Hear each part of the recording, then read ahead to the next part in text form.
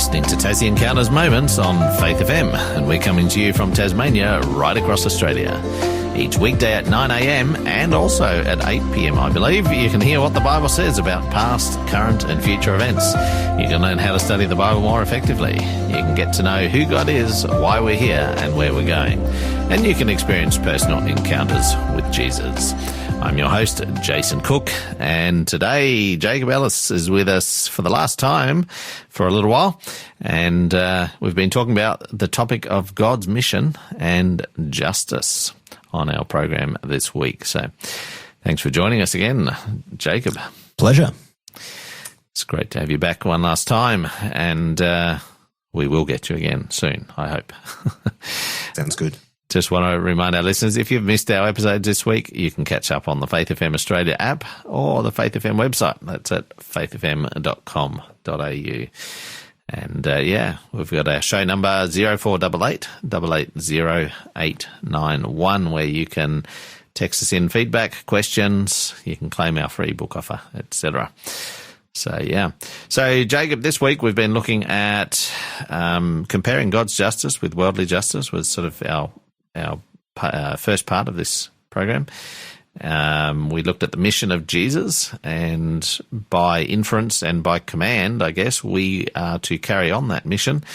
But what are the barriers of the mission, of fulfilling that mission of Jesus? We looked at that on our Wednesday program. And then our previous episode, we looked at the story of Zacchaeus and how he changed so dramatically as a result of getting to know Jesus. So, and that's really an important message in that, isn't it? That Jesus, and knowing Jesus personally, has the ability to really change lives. And so we're sort of going to wrap up today and have a look at a bit of an overview of everything that we've talked about, and probably add a couple of new points. Yeah. And I guess today is, as you're saying, summarising, and one of the first texts we looked at was particularly Luke chapter 4, verse 18 and 19, which reflects the mission of Jesus, but we see a very much addressing an injustice, addressing the injustice within this world, and maybe we can relate to kind of what Jesus was saying in there when we have a look at that list, Luke chapter 4, verse 18 and 19, good news to the poor. Yeah, he was anointed to bring good news to the poor. Exactly. Maybe we are that poor person. Or maybe someone listening here is poor, and when we mean by poor is not enough money, I'm reminded of Matthew chapter 5. It says, blessed are the poor in spirit. And that is pretty much talking about the dependence upon God. There's this dependence. I've got nothing else. I need Jesus. That dependence upon Jesus, that dependence on God. So that poor, it could also mean poor in different ways. Yeah, absolutely. Not just poor from material wealth. For sure. Bring good news to the poor. Maybe you can reflect on that. And the encouragement there is that we want to give you that good news. We want to share the good news, and that's why why I particularly love doing Faith FM with you, Jason, is because we're sharing some good news. Jesus is good news. And there's really, if you take God out of the picture, if you take the gospel away, the story is simply, you're born here by chance, you grow, you live a life of however that is, good or bad, and you die, and that's it. And yet Jesus brings good news. And that good news is that there's actually something better. He designed us for something better. Absolutely. Absolutely. And we're looking through the rest. He sent me to proclaim that captives will be released. And there's a lot of things that people are captive to within this world. And I'm sure that we can all think of some things that people are captive to. But Jesus comes with freedom. There's another word being liberty. I want to set you free from whatever it is that is holding you captive. There's good news in that. There is. And, I'm just thinking of a couple of examples here. Sometimes people are captive to addictions. sometimes people have remarkable, almost what you would call miraculous changes after, meeting Jesus and getting to know what God's plan for their life is. But others struggle for longer. But that doesn't mean that is still not available to people. Even though people may still be believers, they might meet Jesus, they might start to understand who God is and how much he loves them. Still, sometimes it can take a while. Transformation isn't always the same journey for everyone.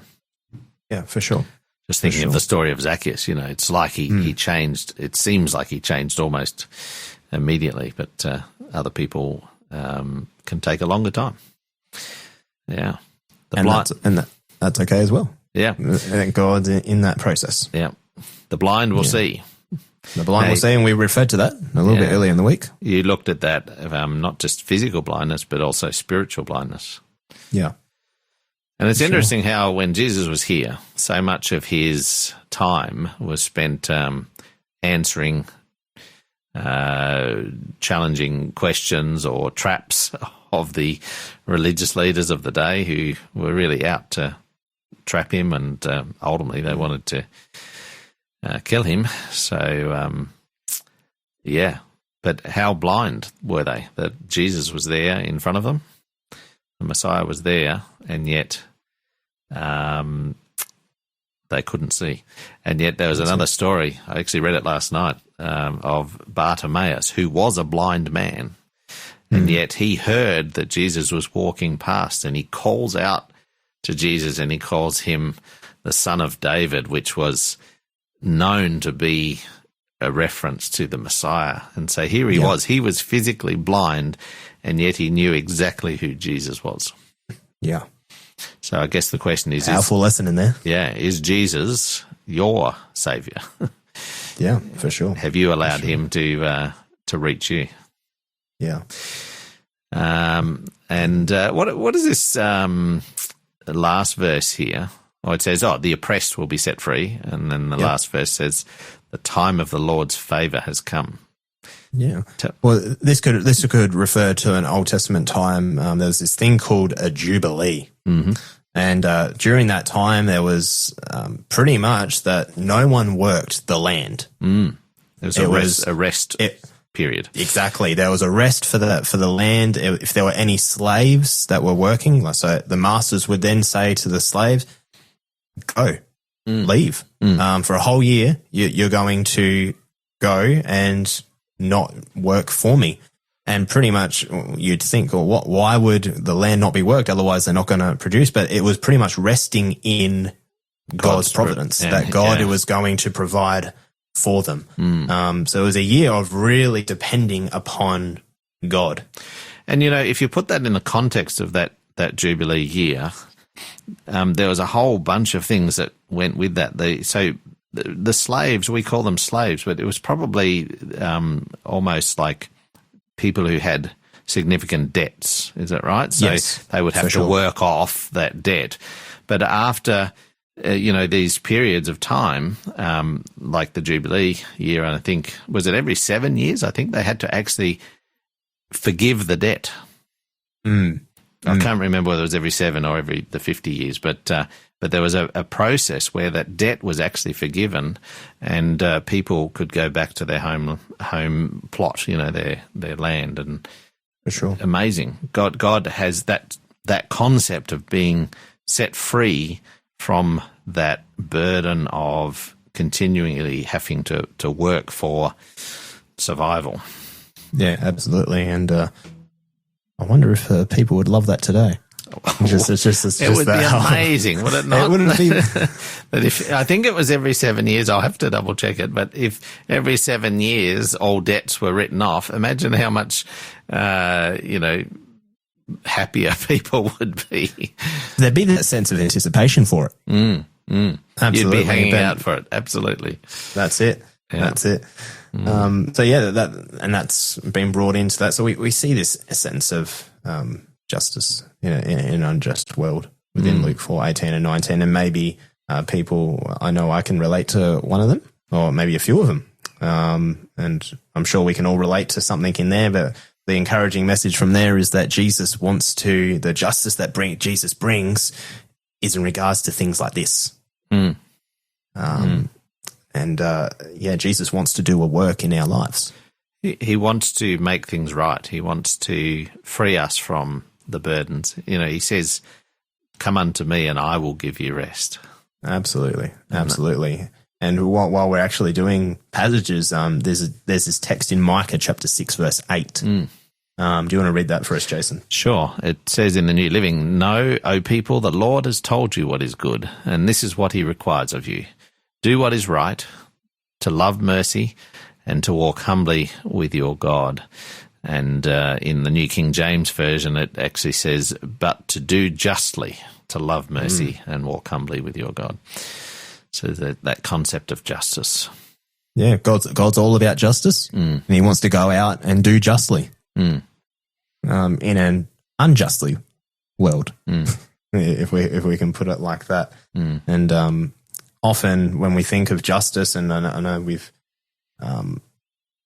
talked about it a little bit, is that often we think of justice and people are happy because people get what they deserve. Yeah, exactly. Yeah. Exactly. But there's a text here in Luke 23, verse 34. And do you want to explain that one to us, Joseph? Yeah, Jesus said as he was dying on the cross, he says, "Father, forgive them, for they don't know what they are doing."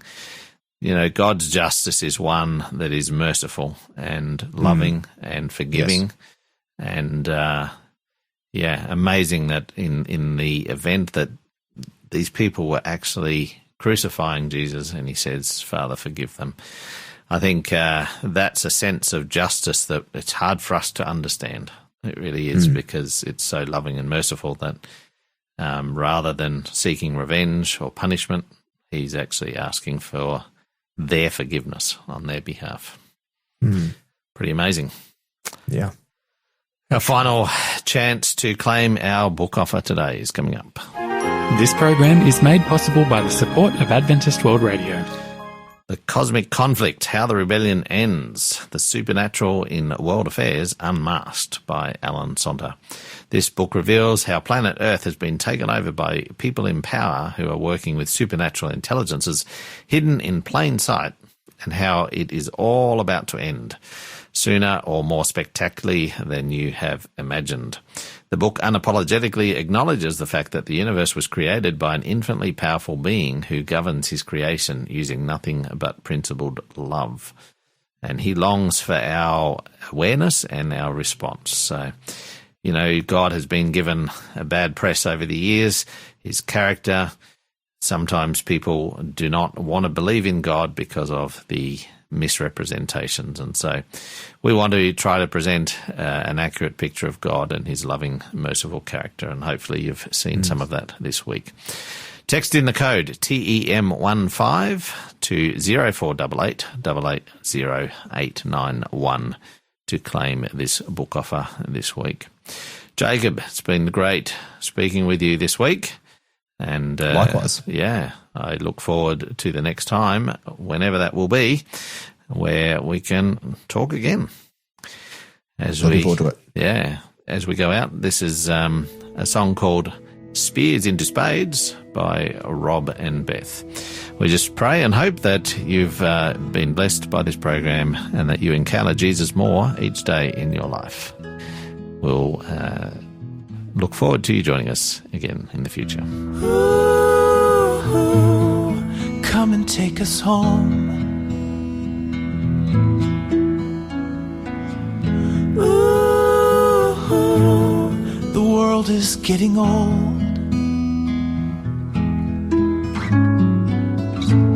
I'm talking about climate change, and wars only fought for gains that burn.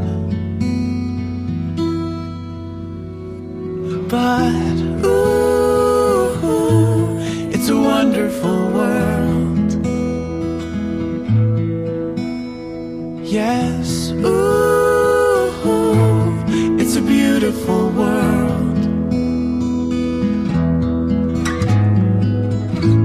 We just need deliverance, the end of all evil and love to grow.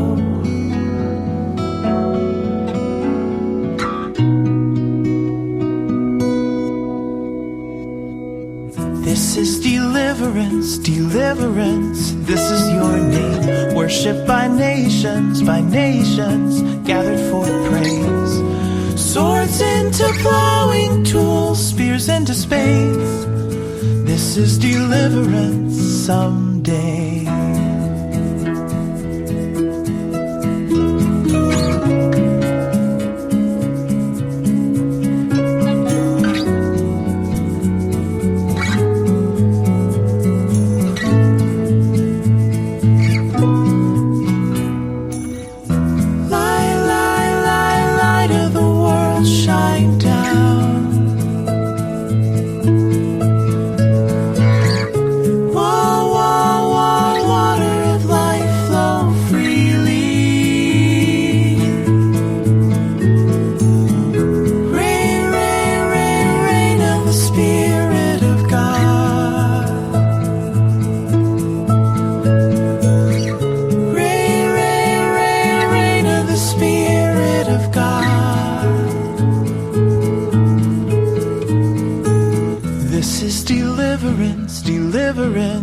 This is your name. Worshipped by nations, gathered for praise.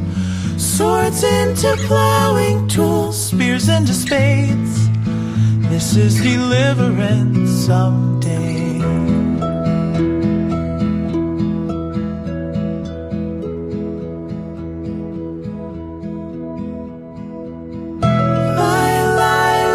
Light of the world, shine down.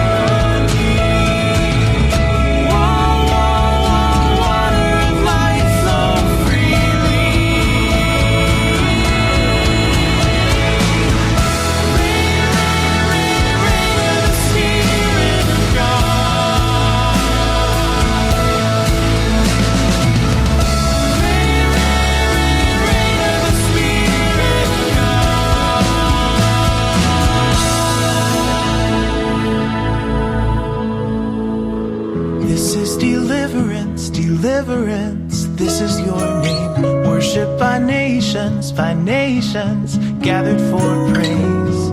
Swords into plowing tools, spears into spades. This is deliverance someday. This program has been made possible by the support of Adventist World Radio.